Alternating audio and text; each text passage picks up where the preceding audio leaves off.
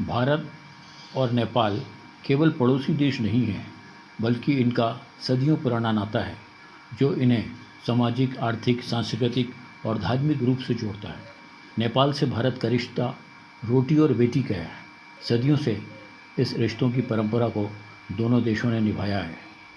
भारत नेपाल के बीच कोई सामरिक समझौता नहीं, लेकिन नेपाल पर किए गए किसी भी आक्रमण को भारत बर्दाश्त नहीं कर सकता। आपको ये जानकर आश्चर्य होगा कि नेपाल उन विशिष्ट देशों में है जिसका कोई स्वतंत्रता दिवस नहीं है, अर्थात कभी कोई विदेशी आक्रमणकारी इसे अपना उपनिवेश नहीं बना सका। शायद ये गोरखा फौज की बहादुरी का ही परिणाम है।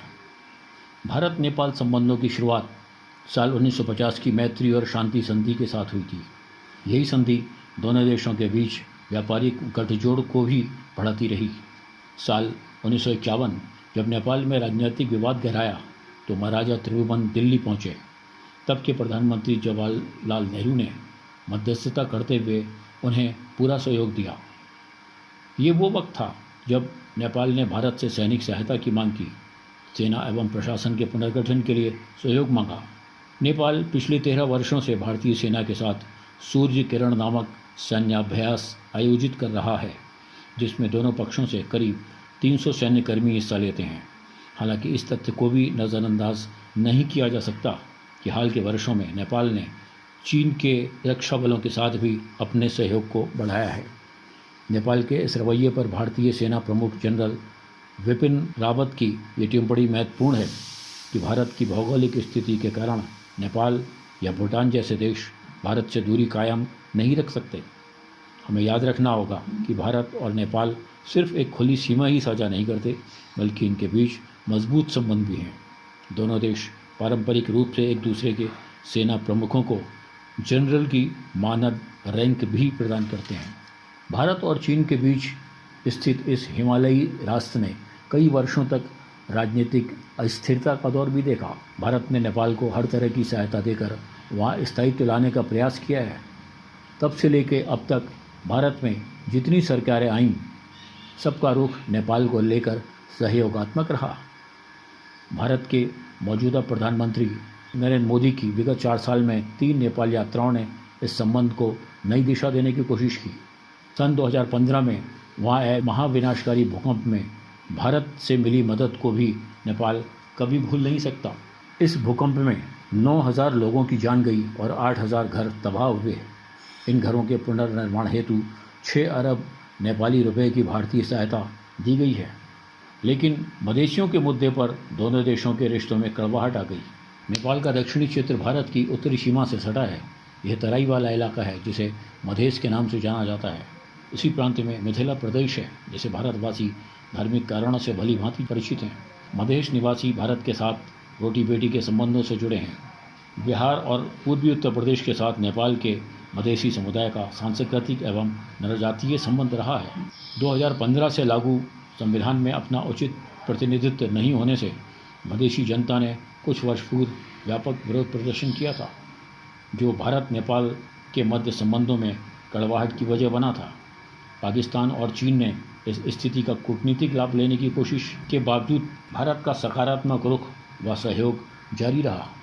भारत में लगभग 50 लाख नेपाली नागरिक काम करते हैं। उसी तरह खाड़ी एवं अन्य देशों में भी कार्यरत हैं, जहां से वे नेपाल में अपने परिवारों को आमदनी का हिस्सा बेचते हैं।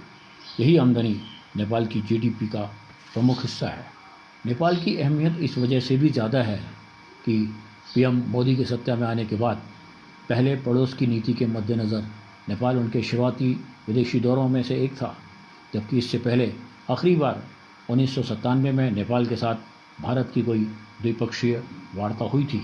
हालांकि 2002 में तत्कालीन प्रधानमंत्री अटल बिहारी वाजपेयी ने नेपाल की यात्रा की थी, लेकिन वह यात्रा द्विपक्षीय नहीं थी, बल्कि सार्क देशों का शिखर सम्मेलन था।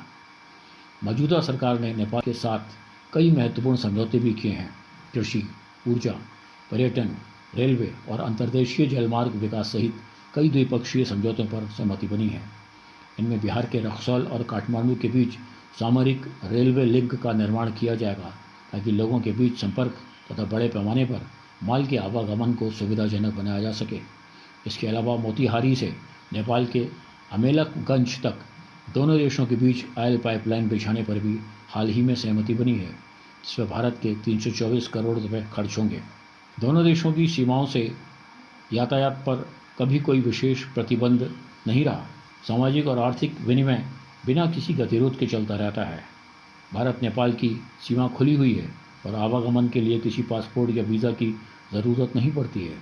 यह उदाहरण कई मायनों में भारत नेपाल की नज़दीकी को दर्शाता है। 2019 की शुरुआत में नेपाल द्वारा 2500 और 200 रुपये के भारतीय करेंसी नोट पर प्रतिबंध लगाया गया। हालांकि इन फैसलों का आपसी गर्मजोशी पर बहुत असर नहीं पड़ा व द्विपक्षीय संबंध मजबूत रहे।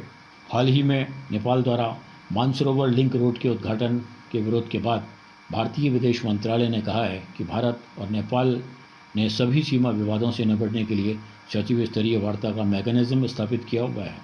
भारत कूटनीतिक संवाद और नेपाल के साथ हमारे घनिष्ठ और मैत्रीपूर्ण द्विपक्षीय संबंधों की भावना के जरिए विवादों को हल करने के लिए प्रतिबद्ध है। आपसी संबंधों को और मजबूत बनाने के लिए भारत ने गणतंत्र दिवस पर नेपाल को 30 एम्बुलेंस और 6 बसें तोहफे में दी हैं। ये एम्बुलेंस और बसें नेपाल के अलग अलग अस्पतालों, ट्रस्ट और शैक्षणिक संस्थाओं को दी जाएंगी। भारत सरकार की इस पेशकश का नेपाल सरकार ने स्वागत किया है।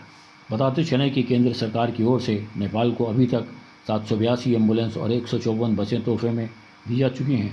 ये सभी वहाँ के 77 जिलों के अस्पतालों, ट्रस्ट और शैक्षणिक संस्थानों को दी गई हैं। इस दौरान एक वीर नारी, शहीद सैनिक की पत्नी, 8 विधवा महिलाओं और उनके 5 परिजनों को 5.97 करोड़ रुपए नेपाली करेंसी और एक कंबल वितरित किया। दूतावास की ओर से नेपाल की 51 पुस्तकालयों को भी किताबें भी भेंट की गईं। आज विश्व के 200 से ज़्यादा देश कोरोना वायरस की चपेट में हैं।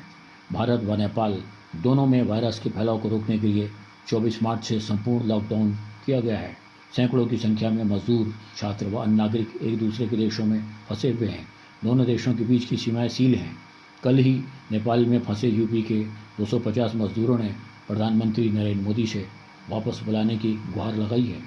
दिल्ली में मौजूद नेपाल के राजनयिक हरिप्रसाद उडारी के मुताबिक भारत सरकार, प्रदेश सरकार और स्थानीय प्रशासन से संपर्क कर लोगों की मदद की जा रही है। भारत में भी हाल के दिनों में संक्रमितों की संख्या काफ़ी तेज़ी से बढ़ी है। इसके बावजूद भारत पड़ोसी देशों की मदद कर रहा है। भारत ने हाल में नेपाल को लगभग 23 टन ज़रूरी दवाइयाँ भेजी हैं। नेपाल के प्रधानमंत्री के.पी. शर्मा ओली ने धन्यवाद देते हुए ट्वीट में लिखा है, मैं प्रधानमंत्री नरेंद्र मोदी का धन्यवाद करता हूं कि उन्होंने कोरोना महामारी से लड़ने के लिए नेपाल को 23 टन ज़रूरी दवा दी है। आज भारतीय राजदूत द्वारा हमारे स्वास्थ्य मंत्री को दवाइयाँ सौंपी गईं। इसके जवाब में प्रधानमंत्री ने भी एक ट्वीट किया। उन्होंने लिखा कि भारत और नेपाल के बीच का संबंध बेहद ख़ास है। ये संबंध न केवल मजबूत है बल्कि इसकी जड़ें काफ़ी गहरी हैं।